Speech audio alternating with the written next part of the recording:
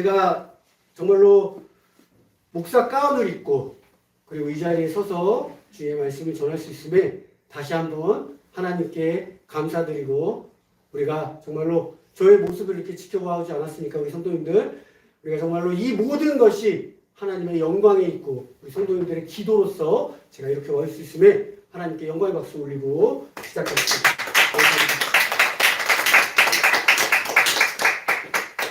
지난 말씀 기억나십니까? 지난번 부활주일입니다. 부활주일 때 제가 주님의 이름으로 이겨내자 제목으로 말씀을 전했습니다.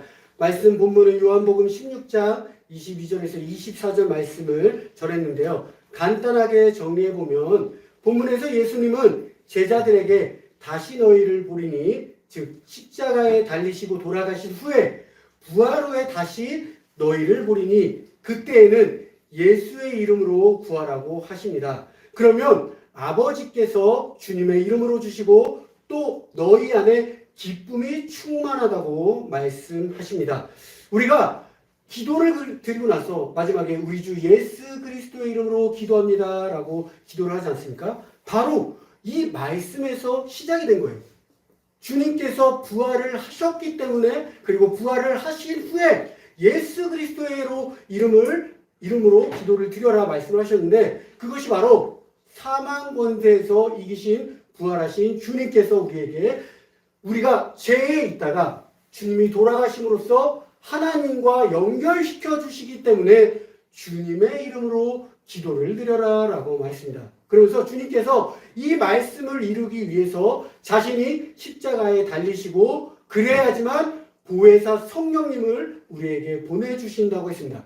그래서 우리 안에 보혜사 성령님이 임재하시면 우리 안에 마음의 감동이 있고 주님에게 기도를 올리고 그 기도를 예수 그리스도를 통해서 하나님 아버지께 올라간다고 말했습니다. 그러면서 제가 이 말씀으로 은혜가 된 것은 아버지 하나님께 기도를 드리면서 우리가 정말로 이 세상을 이겨나갈 때에 주님의 이름으로 이겨나가는 저와 생명나무에 핀 웃음꽃교회 성도님들 되시길 바란다고 지난주 말씀에 드렸습니다. 자, 그렇다면 오늘 본문 설교 제목을 한번 읽겠습니다. 다 같이 읽겠습니다. 시작! 목사. 한 번 더 읽겠습니다. 시작! 목사. 그렇습니다. 목사가 되었습니다. 정말로 긴 여정의 끝을 마치고 목사가 되었습니다. 일단 오늘 본문 디모데후서 2장 15절 말씀을 보면 사도 바울이 로마 감옥에서 디모데에게 전하는 마지막 목회 서신입니다. 디모데에게 전하는 마지막 목회 서신인데 본문 말씀 15절 먼저 보도록 하겠습니다.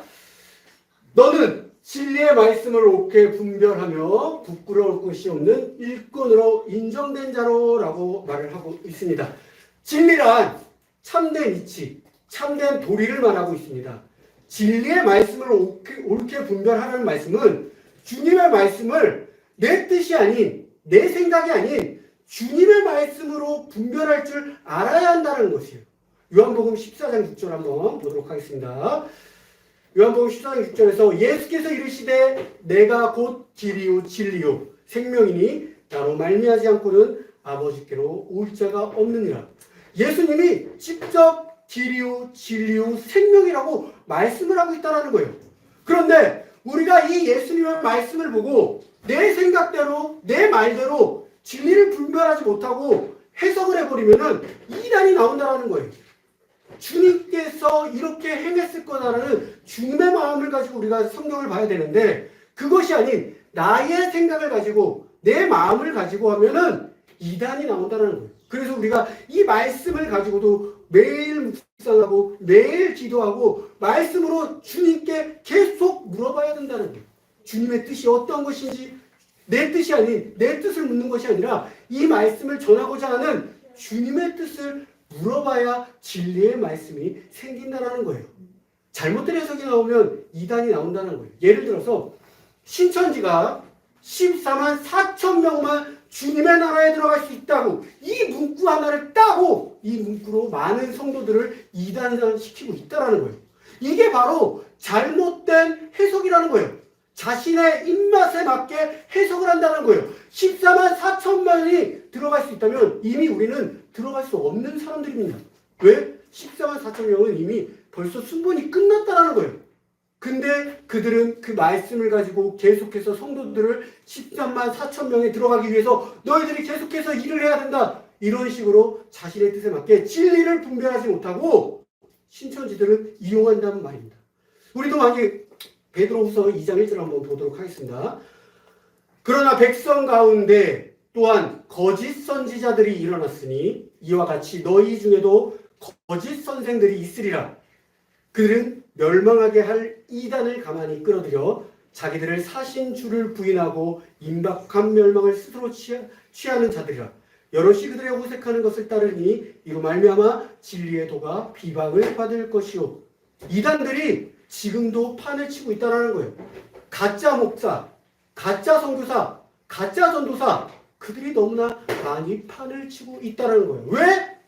자신의 뜻대로 성경을 해석했기 때문에. 주님의 말씀대로 성경을 진리로 보는 것이 아니라 내 입맛에 맞게 성경을 보고 있기 때문에 그렇게 해석을 하고 있다는 것입니다. 그래서 우리가 매일 성경을 똑바로 보기 위해서 우리가 성경을 말씀을 볼 때 내 눈으로 보는 것이 아니라 주님 어떻게 하면 주님의 뜻에 맞게 이 말씀을 볼 수 있을지 주님께 기도로서 나아가야 된다는 것이죠. 자, 우리가 가장 많이 쓰는 그 말이 어떤 거냐면은 성경 구절에 하나님은 사람을 외모로 보지 않고 중심을 보신다라는 말씀이 있습니다. 이 말씀은 구약에서 사울왕을 버리고 사무엘이 다윗을 택할 때 하신 말씀이에요. 근데 이 말씀을 신약에서는 제사장들이 바리새인들이 예수님께 어떻게 쓰시냐? 시험을 하기 위해서 쓰신다는 거예요. 이 말씀을 마태복음, 마가복음, 누가복음 똑같이 나오는 말씀을 한번 보도록 하겠습니다. 마태복음에서 보시면 이에 바리새인들이 가서 어떻게 하면 예수를 말에 올무에 걸리게 함정에 빠지게 할까 상의하는데 16절에 자기 제자들을 헤롯 당원들과 함께 예수께 보내어 말하되 선생님이여 우리가 아노니 당신은 참되시고 진리로 하나님의 도를 가르치시며 아무도 꺼리는 일이 없으시니 이는 뭐라고요? 사람을 외모로 보지 아니하심이니이다. 이게 자신들의 입맛에 맞게 성경을 해석해서 말을 하고 있다는 거예요. 17절 보시면 그러면 당신의 생각에는 어떠한지 우리에게 이르소서. 가이사에게 세금을 바치는 것이 옳으니까 옳지 아니하니까. 진짜로 존경해서 하는 말이 아니라 자신들의 입맛에 맞춰서 이 성경을 봤기 때문에 이렇게 뜯어서 예수님께 시험을 하기 위해서 이 성경 구절을 쓰고 있다는 거예요. 그러면서 22장 18절에서 예수님이 뭐라고 말을 하냐? 예수께서 그들의 악함을 아시고 이르시되 외식하는 자들아 어찌하여 나를 시험하느냐? 라고 말하고 있다는 거예요. 똑같은 구절을 가지고 바리새인들은 예수님을 시험하기 위해서 썼고 사무엘은 다윗을 고르기 위해서 썼다라는 거예요. 자기 입맛에 맞게 쓰는 그들이 바로 바리새인이고 제사장들이란 말입니다. 자, 마가복음도 보겠습니다. 마가복음에서 똑같은 예요.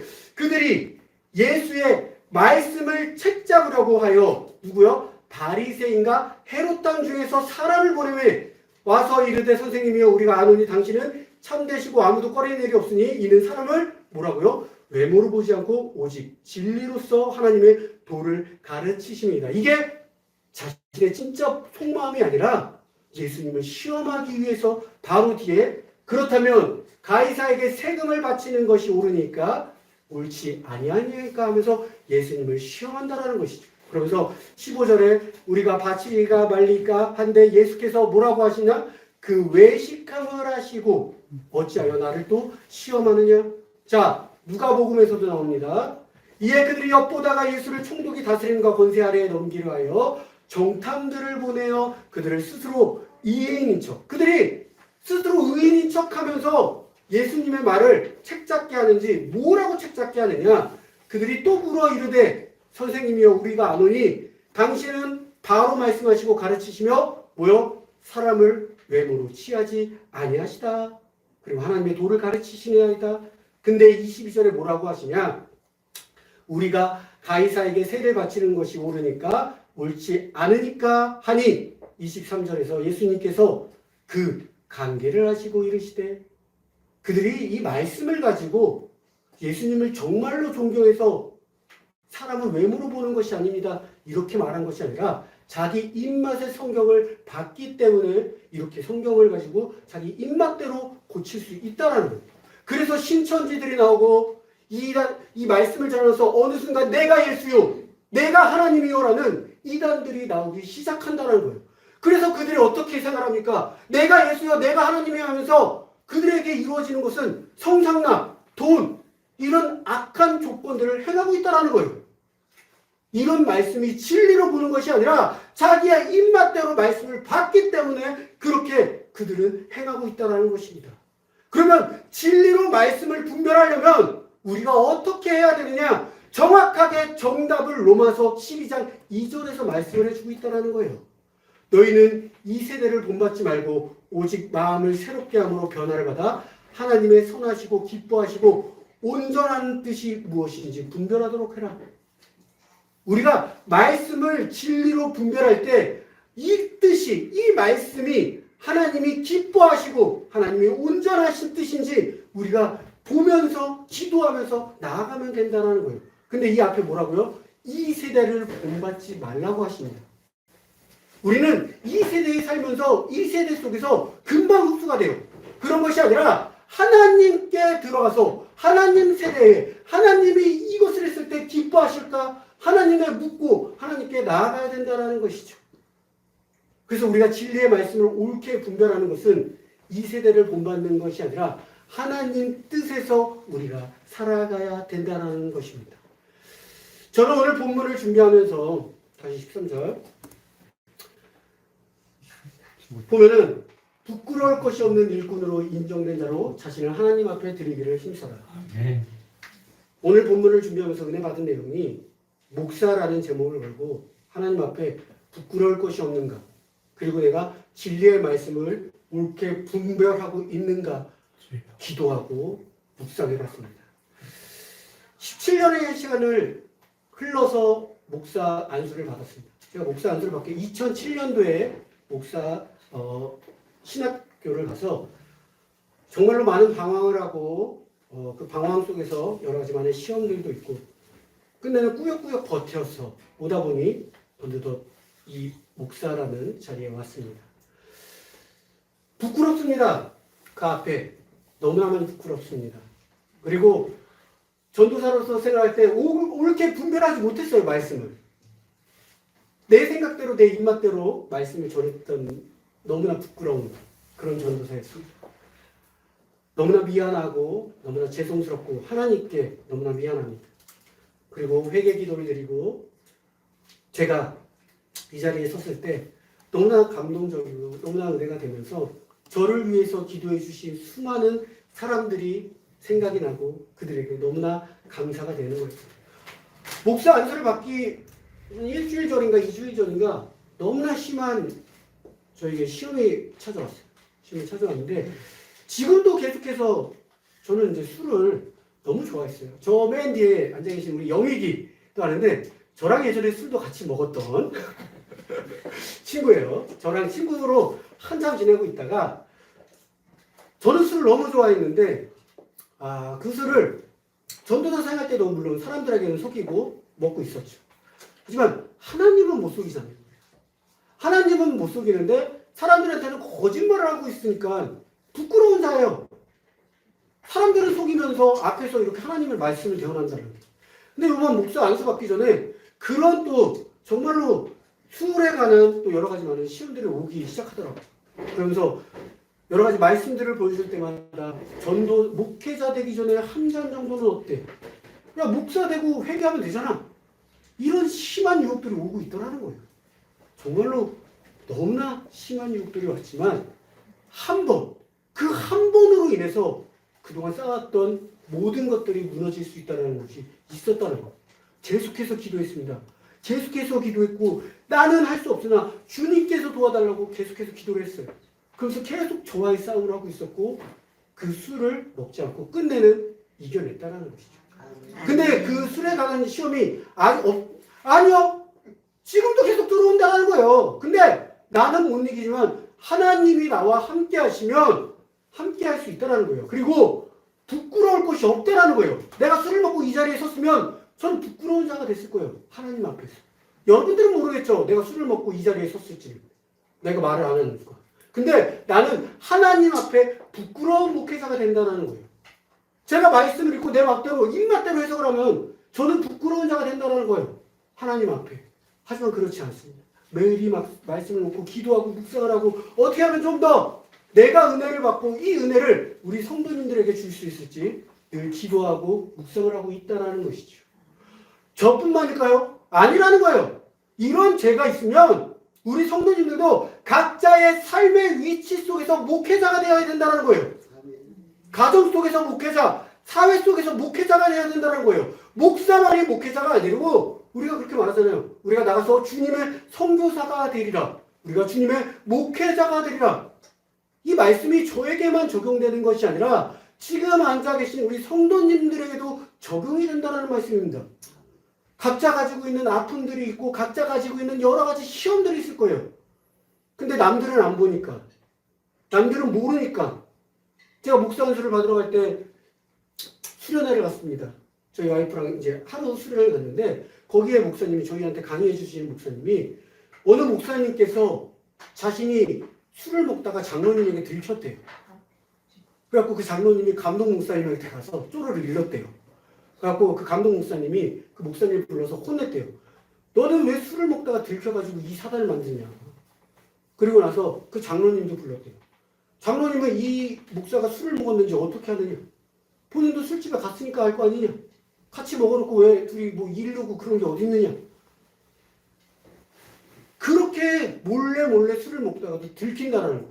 하지만 우리가 안 들키고 술을 먹어도 하나님은 알고 계신다라는 거예요. 사람한테 부끄러운 것이 아니라 하나님 앞에 부끄러운 걸 알고 있어야 된다는 거예요. 사람을 무서워하는 것이 아니라 하나님을 무서워해야 된다는 거예요.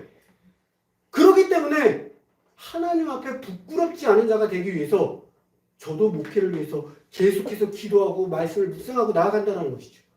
우리 성도님들 또한 자신의 앉아있는 자신의 위치에서 자신의 환경 속에서 사람에게 부끄러운 것이 아니라 하나님이 보시기에 내가 부끄러움을 하고 있는지 하나님의 말씀을 내 뜻대로 인용하고 있지 않는지 생각하고 매일매일 회개하고 나아가야 된다는 것입니다. 이번 한 주는 저만 목사가 아니라 앉아 계시는 우리 성도님들 모두가 각자 위치의 목사가 되어서 주님의 사랑을 전하는 저와 생명나무의 피인 웃음꽃교회 성도님들 되시길 바라겠습니다. 아멘.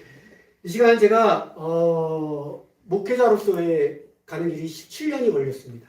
17년이 가는 기간 동안 사진을 좀 모아봤어요. 근데 이제 목사 안수 받는 사진을 모아봤어요. 2000 대학원 보이십니까? 이렇게 튼튼하니. 이 2016년도에 우리 하선이 보이십니까? 하선이가 이렇게 올망졸망했을 때가 있었습니다. 다음 장이요. 이렇게 뚱뚱했어요. 제가 이렇게 뚱뚱했다가 이렇게 변하게 되었습니다. 자, 그리고 목사 안수를 받으러 첫날 갔습니다. 여기서 받은 거 아니에요. 여기다 주차를 하고 이동을 했습니다. 주차를 하고 이동하는 첫날에 연회가 이제 2박 3일로 이루어지는데 저는 부천 동지방에 있습니다. 파란색이 목사님들의 색깔이고요. 노란색이 장로님들의 색깔입니다. 전도사는 초록색이에요. 초록색은 이따 나옵니다. 연회가 이제 등록이 끝나고 여기가 그 강화도에서 유명한 맛집 적국갈비라는 데서 점심을 같이 먹었어요. 부천 동지방 제가 펜발을 들고 열심히 저희 행사가 첫날 마무리를 하고 있습니다. 저희가 2박 3일 동안 여기에서 같이 묵었어요. 목사님들과 함께 2박 3일 동안 여기서 묵었고 다음날 아침에 나가서 이제 둘째 날 식사를 하고 있습니다. 자, 조량방직이라는 강화도에서 유명한 카페를 갔습니다. 가서 저희 목사님들과 함께 이게 이제 동지방에 있는 목사님 아시죠? 재용 목사님도 지금의 현재 감리사님 박종원 감리사님 그 목사님들과 함께 같이 저도 이 목사님들과 함께 껴서 자리를 빛냈습니다. 자, 전도사 파란 색깔입니다. 마지막이라서 제가 한번 찍어봤습니다. 자, 이제 목사 안수를 받기 전날 그날이에요. 목사를 안수받는 그날인데 제가 이제 전도사로서 마지막으로서 사진을 찍어봤습니다. 자, 저는 합창도 했습니다. 그날 목사 안수 받기 전에 합창이 있었는데 제가 또 합창단에 서서 합창도 했었습니다. 자, 이제 이렇게 안수를 받습니다. 저희 아내도 옆에서 안수를 받고 이렇게 안수보자 한 분 이렇게 감사님이 해주셨습니다. 제가 우리 목사님에게 약속을 했어요. 저 목사님 안 해주시면 안 받겠다고. 그래서 진짜 저 안 받았습니다. 그래서 우리 감리사님만 있어요. 이렇게 감리사님만 서 있죠. 그래서 이렇게 목사 안수를 받았습니다. 목사 안수 증서가 나왔습니다. 목사 안수 증서를 받고 사진을 이렇게 찍었습니다. 자, 제가 이제 목사로서 이렇게 안수보자 박종환 감리사님만 있었습니다. 자, 이렇게 끝나고 다 같이 가족 사진을 찍었는데 인원 제한이 있었어요. 교회가 작다고 인원을 한 사람당 10명 밑으로 들어오게 해서 저희 장인 장모님과 저희 김봉영 권사님 지금은 답심리교회에 나가고 계십니다. 저희 아이들과 사진을 찍었습니다.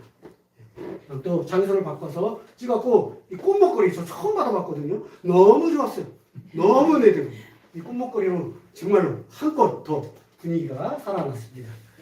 자, 이렇게 해서 제가 안수받는 동영상 한번 보여드리겠습니다.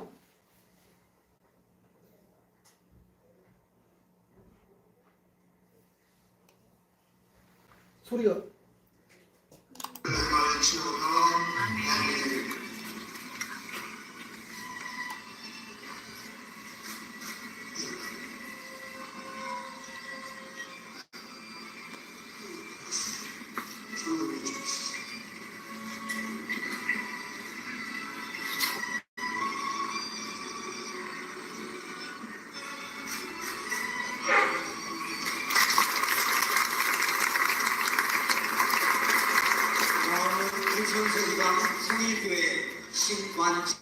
이렇게 목사 안수를 받았습니다.